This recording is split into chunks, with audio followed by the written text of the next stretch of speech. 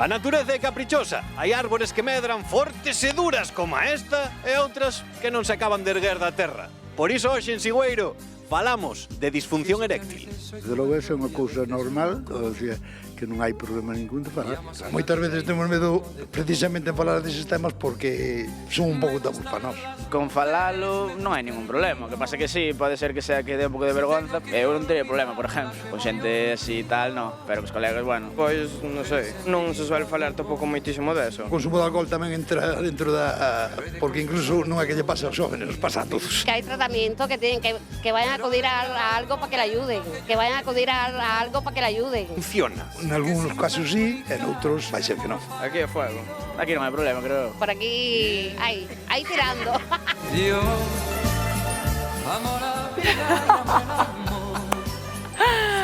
Bueno, saben que na rúa este tema que me fai graza, Héctor, é que entre a rapazada nova é como eu, isto, claro. Non, pero logo que nos din as cifras, ollo, é que non é tan así, non? Que está pasando? Aquí ninguén ten ningún problema ata que entramos na consulta e se afortunadamente o consultan e non se automedican ou non buscan solucións por internet. Como decías, na xente xoven tamén está afectando e aí está tamén a preocupación, porque non só é algo que ocorre a partir dunha certa idade, senón que tamén vemos cada vez casos de xente de 20, 30, 40 anos con este problema, que ademais está aumentando, como dis. Pero cales son os síntomas, Héctor, de que algo non vai ben? Pois mira, os síntomas é realmente, claro, que realmente cando ti queres conseguir unha erección, pois ves que non a consigues, ou non a consigues durante o tempo suficiente como para manter unha relación sexual satisfactoria.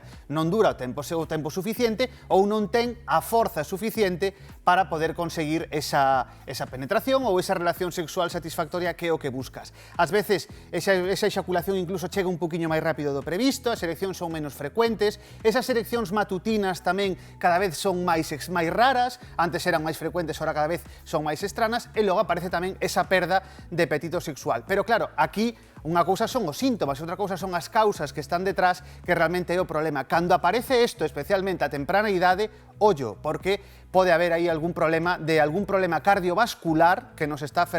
Ao final, vémolo un pouco a broma, pero nos está igual alertando de que nos pode dar a futuro, nos pode dar un infarto ou un ictus ou cualquier outro problema por ese problema de circulación. Claro, é que de broma nada, porque todos estes síntomas que nos acabas de relatar, que, como digo, temos aparellados a xente máis maior, cando aparecen en xente máis nova, a que causas poden deberse? Que dividimos aquí en causas físicas, pero tamén causas psicolóxicas, non? Claro, especialmente na xente nova, as causas normalmente son psicolóxicas. Por qué? Porque falamos de estrés, por exemplo, falamos de ansiedade, moitas veces ansiedade na vida diaria ou esa ansiedade por rendir, non? Decir, esa ansiedade de eu vou a ser aquí a persoa que máis rinda na cama e vai quedar a outra persoa abraiada, ese estrés, esa ansiedade de teño que rendir, moitas veces acaba provocando esa disfunción eréctil. Falamos tamén de depresión, problemas de parella, como digo, as causas psicolóxicas normalmente son as que están detrás das persoas máis novas, pero tamén pode haber causas físicas. Falamos, por exemplo, de problemas de circulación.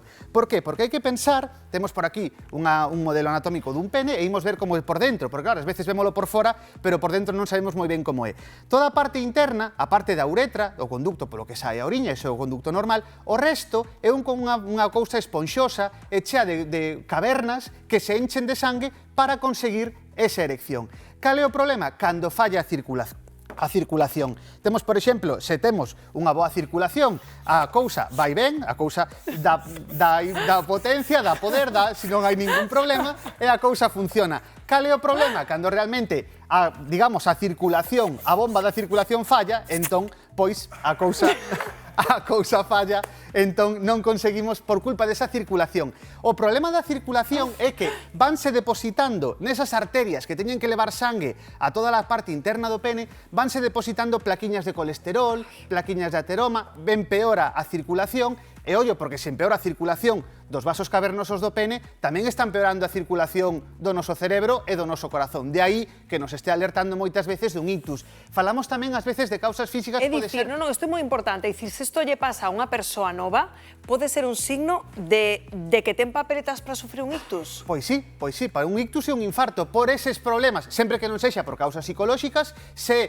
por un problema de circulación, ollo, porque igual estás tendo a circulación periférica das arterias máis finitas niñas está tendo problemas e igual tamén está nos alertando deses problemas na circulación no noso corazón. Falamos tamén de problemas hormonais, por exemplo, a testosterona, que vai baixando de xeito natural co paso dos anos, pero pode haber unha persoa nova que teña un problema de testosterona baixa por algún problema. Héctor, o consumo de drogas entre a mocidade, que moitas veces o consumo de alcohol pode influir? Pode influir, ademais está se vendo moito que no mercado negro consume este tipo de tratamentos, que son os tratamentos clásicos que se coñecen para a famosa pastilla azul, para tratar este problema. Que pasa? Que estas pastillas moitas veces véndense pola noite en determinados ambientes, para que? Para consumir, e a pesar de consumir drogas ou consumir alcohol, poder rendir. Logo, isto tamén, claro, leva outra serie de consecuencias. E si tamén acaba provocando o alcohol, o tabaco, acaba provocando esa disfunción eréctil. E cales son os tratamentos médicos que nos dá o especialista fuxindo destes remedios de internet para paliar este problema que pode ter estas consecuencias que nos estás dicindo? O primeiro é saber se as causas desa disfunción eréctil son físicas ou psicolóxicas. Se son psicolóxicas, lóxicamente, pois unha terapia de parella, terapia psicolóxica, aí xa temos que ir a ese tipo de tratamento. Se as causas son físicas, entón o tratamento é totalmente diferente. Cal é o máis habitual? É o que máis coñecemos? Os medicamentos orais, que digamos que sería ese máis coñecido, esa pastilla que a tomas máis ou menos media hora antes de cando queres ter as relacións, como ponían alguna pastillas para la fiesta. Pois esas pastillas tomamos la media hora antes e conseguimos esa erección que sí que nos permita manter esa relación. Logo despois hai outra serie de tratamentos, como poden ser algunhas cremas, venden algunhas incluso tamén sen receita que poden axudar relativamente, pero as idais son as outras sempre polo especialista, que as aplicaríamos directamente sobre a superficie do pene e deixámolas actuar, en canto se absorben van favorecer esa circulación e van favorecer erección.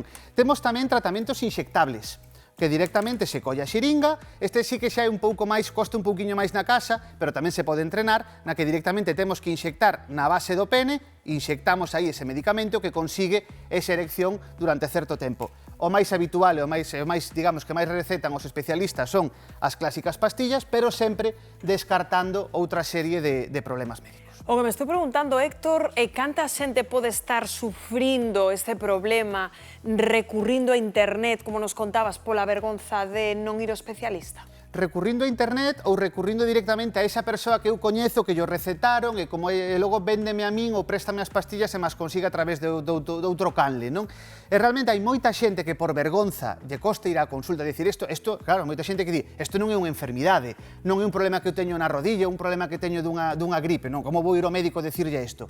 Realmente non nos vamos a asustar, non vamos a ter ningún problema, pode vir, pode falalo, o sexo é saúde, hai que falar del, e realmente se temos algún problema deste tipo, como vemos, pode esconder algunha outra enfermidade detrás, así que hai que velo, hai que tratalo e sin ningún problema. Temos algunhas preguntinhas de WhatsApp, pero antes quería determe, estes alimentos é porque temos algún xeito natural de favorecer que todo vaya ben? Pois mira, venden tamén este tipo de suplementos a base de maca negra e demais que supostamente van conseguir tamén unhas ereccións espectaculares, pero claro, realmente... Perdona, que é a maca negra? É unha raíz andina que se vende tamén moito por internet e incluso en tendas de herboristería para conseguir, pois como di aí, esa forza na erección. Realmente, bueno, a súa utilidade é moi relativa. E temos estes alimentos por aquí que son os clásicos alimentos afrodisíacos, que si a canela, que si o chocolate, que si as fresas, a sandía, clásicamente se lles coñece como alimentos afrodisíacos, algo poden axudar. Por que? Porque baixan o estrés, é dicir, son alimentos que axudan a baixar o nivel de estrés, alimentos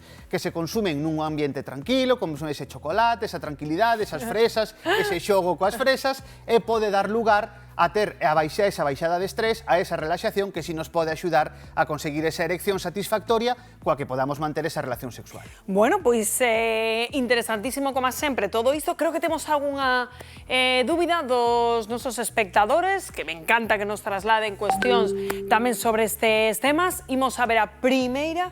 A ver, escoitei que as fracturas de pene son bastante habituais, son moi dolorosas. Que debo facer se me pasa? Uf. As fracturas de pene non son ningunha broma. O sea, realmente, claro, a xente di, pero como vai romper se non ten oso? Claro, realmente vemos aquí que non hai ningún oso. Como vai haber unha fractura de pene? Pois hainas e son moi dolorosas. Pensa que, claro, no momento da relación sexual, a cousa está, pois, máis ou menos nesta postura, e que o que ocorre? Pois que por mellor, pois, por un exceso de festa, vamos a ter aquí unha relación que os veciños chamen a policía, entón, claro, que o que ocorre? Pois que por posturas inaxeitadas, por posturas forzosas, o que acaba facendo é que realmente parte, ou seja, rompe, eses corpos cavernosos rompen, entón o que vai provocar esa fractura de pene é que realmente acabe o que é o pene moito máis hinchado de como unha berenjena, tal cual. Vaise poñer hinchado, Ai, Dios vermello, mío, moi ríome, pero isto moi doloroso. serio, É unha urxencia médica, ademais, ou seja, se isto ocorre, se rompe o pene, se realmente ves que de repente aparece esa deformidade, esa hinchazón, claro, realmente romperon eses vasos cavernosos, a sangue está saindo fora do espacio onde ten que estar, é realmente unha urxencia médica na que hai que pinchar, hai que drenar, hai que ir a quirófano, e realmente solucionase, que non se asuste ninguén, na maior parte dos casos solucionanse e volvense ter ereccións sen ningún problema, pero hai que ter cuidado con determinadas posturas, con forzar demasiado, porque pode acabar... Pero, Héctor, ti que tes experiencia en urxencias, en serio hai moitas... O sea, pasa? Moito máis do que se cree. Sí, o que pasa é que, claro, non se conta. O sea, realmente, ti non vas dicindo por aí estou de baixa na empresa porque partín o pene. Claro, non é algo que se soa decir, non? Pero sí é certo que ocorre moito máis do que pensamos. Aquí en Galicia cada día casi ocorre, ou seja, que temos que ter cuidado. Se aparece esa fractura de pene, insisto, nin vergonza nin nada. Imos a urxencias porque hai que tratalo. Pois quedámonos con iso. Hai máis preguntiñas para ti. Imos con outra dúbida. Lin que os antidepresivos vanme quitar o apetito e a capacidade sexual. É certo? É certo, hai determinados medicamentos, como poden ser os antiolíticos, como poden ser os antidepresivos, que sí van disminuir esa libido, ese deseo sexual. Non sempre, pero sí pode ocorrer. Así que se estás tomando algún tipo de tratamento, pois antidepresivos, ansiolíticos, non hai que deixar o tratamento nunca, o que hai que buscar é outras alternativas que che axuden a recuperar ese deseo sexual sen deixar de tomar os medicamentos. Pois dime que temos unha máis, imos ca última pregunta sobre este tema. Teño 40 anos, son diabético. Quere dicir iso que vou ter unha disfunción eréctil co paso dos anos? Se ten unha diabetes mal controlada, pode ocorrer. Por qué? Pois por eso, porque ao final a diabetes mal controlada o que fai é que a circulación empeore, se empeora a circulación temos máis risco de infarto e temos máis risco tamén de que non funcione a cousa como ten. A bomba esta é ben curiosa. É que pode acabar provocando esa diabetes, insisto, mal controlada. Se se controla ben, se ten a diabetes ben e non ten ningún problema, non lle vai pasar que deixe de funcionar. Pois quedámonos con iso, o se Galicia non vai falar de outra cousa que do teu globo que nos amosaches. Grazas, Héctor.